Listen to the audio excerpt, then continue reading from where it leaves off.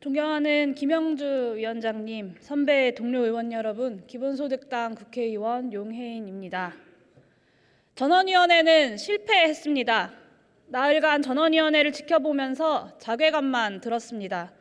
진지한 수기 과정이 아니라 남는 것 없는 말잔치로 끝나고 있습니다. 아무것도 합의된 게 없는데 전원이 끝나고 며칠 새에 합의안을 만들고 이를 통과시키는 졸속 입법을 개혁이라고 부를 수 있겠습니까?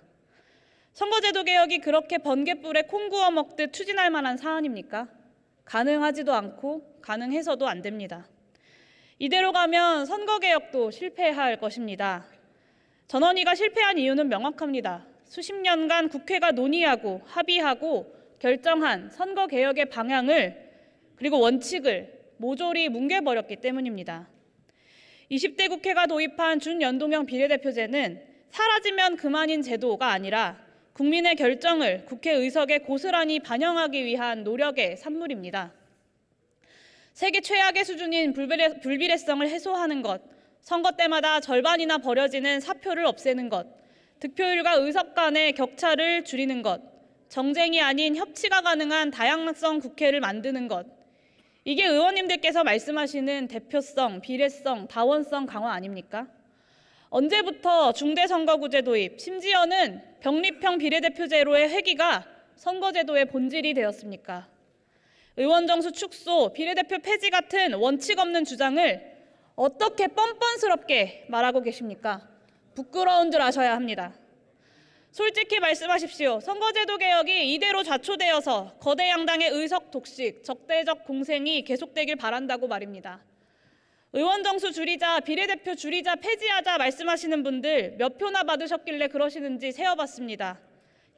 국민의힘 김기현 대표님 48,933표, 국민의힘 조경태 의원님 59,042표, 국민의힘 윤상현 의원님 46,493표, 지역구 의원이 진짜 의원이라는 의원님들께서 지난 총선에서 받은 표입니다. 참 황당합니다.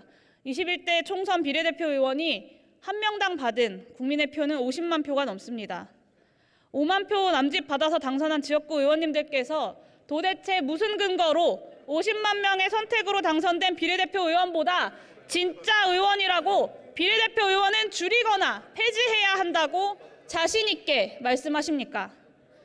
지역구 의원님들은 자신의 이름을 걸고 당선되었고 비례대표 의원들은 정당의 이름을 걸고 당선되었다는 말도 사실이 아닙니다. 그럼 지역구 의원님들은 정당 없이 당선되신 것입니까?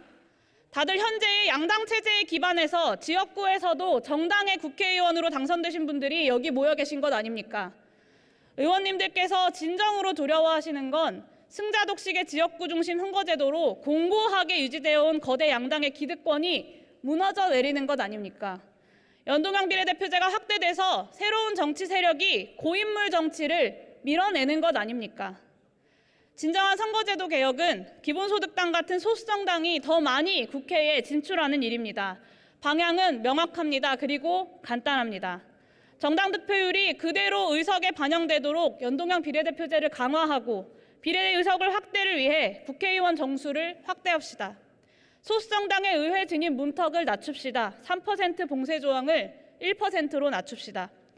1%의 국민, 50만 명이 지지하는 정당이라면 그 국민의 목소리를 대표하기 위해 일할 자격은 충분합니다.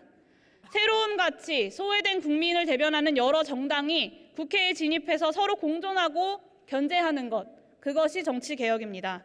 민주당 말고 국민의힘 말고 이 두 당과 정책과 노선 차이 없는 이름만 다른 정당 말고 새로운 대안정당이 있어야 고인물 정치의 긴장도, 견제도, 견인도 가능합니다.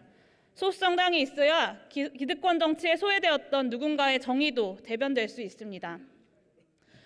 부디 선거제도의 역사와 원칙을 다시 되새겨주시기를 부탁드립니다. 비례성, 대표성, 다양성 보장을 향한 확실한 방향은 연동형 비례대표제의 강화입니다.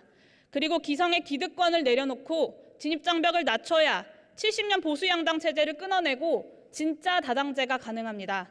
그것이 아니라면 차라리 안 하는 게 낫습니다. 이상입니다.